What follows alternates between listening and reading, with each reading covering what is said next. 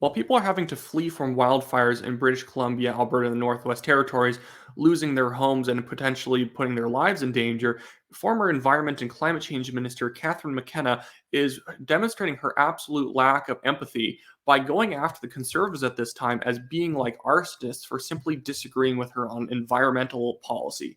It's absolutely ridiculous to be using this situation this way, not only because it's deeply disgusting to be trying to turn this into such a partisan issue at the moment, but also while being completely wrong at the same time. I just want to quickly read the tweet that got a lot of people's attention today.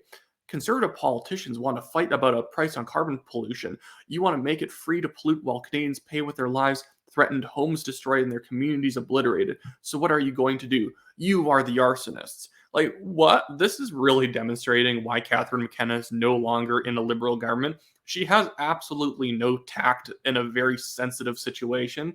Like, far be it from me to accuse the Liberals, the current Liberals, of being very empathetic and very concerned about Canadians when tragic situations pop up. But it's not usually this on the nose political from them. They can sometimes make very stupid statements in tragic situations, but not this bad. But Catherine McKenna is entirely wrong here. She's pretending as if like carbon taxes and whatnot, all that legislation is currently being held up by the Conservatives in Parliament. We've had a carbon tax for multiple years now. Multiple provinces had carbon taxes way before the Liberals passed them. Yet somehow we keep having more and more wildfires every year. Not really. It's really just a cycle. Sometimes we have really bad wildfires in a year like this year, and sometimes we don't have as many. But she's going to make this an anti-conservative narrative because we don't believe that liberal carbon taxes are going to somehow solve climate change, which they just don't. You can see all the data that emissions have not been cut by Justin Trudeau's carbon tax, and if anything, it's probably made the entire situation worse. But look, Catherine McKenna can't help herself but try and turn this into a situation where you're a bad person for not agreeing with her, even though she probably can't actually explain how a carbon tax is ever going to stop wildfires. And she's never going to actually answer the idea that if arsonists are increasingly starting fires and that's contributing to wildfires, isn't that a law enforcement issue? It's not a climate change issue. We have not had this same level of arson and misuse of fire in previous years. So obviously, like, are we going to just tax our way out of the situation, or should we be maybe passing new legislation against environmental based arson that actually causes wildfires to cut down on this stuff and have tighter law enforcement around dry seasons on people misusing fire at campsites and whatnot? Are we really going to be waiting the 40, 50 years for carbon taxes to potentially start working and be reducing like global warming or whatever? That's obviously obtuse, but this is the mindset of someone like Catherine McKenna, who just sees that you believing in environmental policies makes you a good person who wants climate change to stop, and you not passing the same environmental policies means that you're somehow pro people's homes burning down. It's silly, it's obtuse, and it's not actually getting to the heart of the issue. It's just grandstanding on an issue and hoping that somehow you can beat your opponents into just agreeing with you right now. I don't think that Canadians are actually buying into this idea that if only we had tougher and harder environmental policies, if only we had 5 more carbon taxes, if only we banned gas cars, somehow these wildfires wouldn't be happening. That's obviously not how it works. We've always had wildfires. And the fact that we had such a spike in wildfires in 2023 compared to the past 5 years just proves the point that this is not a slow, gradual rise because of some sort of climate change effect, that there's obviously just factors year to year that either make it a wetter season or a drier season, and it's just how it's going to be. Maybe is climate change making it worse slowly over the years? Sure, but you're not going to have an explosion of fires one year to the next simply because the temperature in the country overall has risen by a tenth of a degree over the past 10 years or so. That's not how anything works. I actually think a tenth of a degree over 10 years is faster than they're claiming it's going up. But that's obviously not how it works. And this is where like really good forest management does come into play.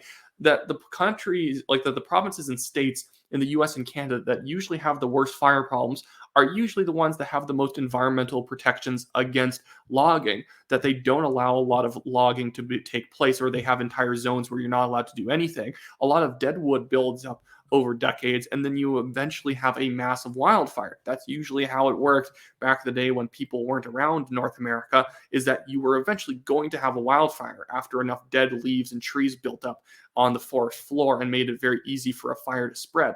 This is why we do not have like super bad wildfires every single year. We have seasons where it's not really all that bad, even if it was dry one year, and we have years where it was dry and then the fire absolutely exploded. It depends on the material that the fire is able to burn that year, and this is where I am encouraged by the Alberta government actually pursuing better forest management and trying to explain to the general public why we need buffers in forest. We need to allow logging companies to log certain areas so that we have buffers against wildfires just continuing to go and go and go.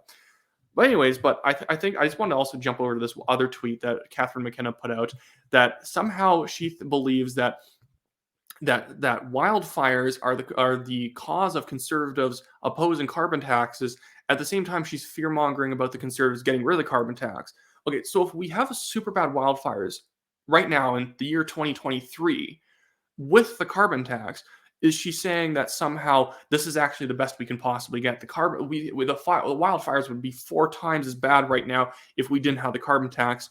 Or is she saying that somehow because the conservatives, in this like mystical sense, because the conservatives want to get rid of the carbon tax if they're elected in 2025, that ergo is what is causing like wildfires now? Is like because they mystically do not believe in the carbon tax enough, that the carbon tax is not working, and this is what makes conservatives arsonists, because they're not believing hard enough in the carbon tax. Like, it's effectively what she's pitching, but this is what a lot of liberal policies end up falling back on, that they'll pass a law, and because the law doesn't have a good effect on the problem that they're trying to solve, or because it maybe even has a detrimental effect, they'll then claim, well, the problem would be so much worse if we didn't do what we did, even though they cannot really point to any significant like carbon reductions that have taken place because of the carbon tax. Because when you're targeting people at the pump, what are people going to do? Stop driving their car to work? It's an inelastic good, gasoline. Obviously, people are going to fill up their cars to get to work. So it's really acted as, the carbon tax has been a redistribution scheme where a lot of people get checks every month or every few months or so from the government as their climate change rebate.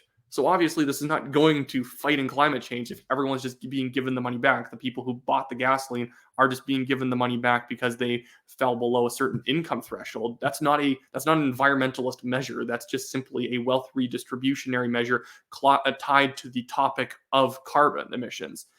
But whatever, I can't really expect logic out of Catherine McKenna or ethics, I see. But that should be it for me today. I have my link to my normal Gifts and Go legal fundraiser in the description below, as well as the TNT email list to sign up to be able to get our content. And I'll see you in the next video.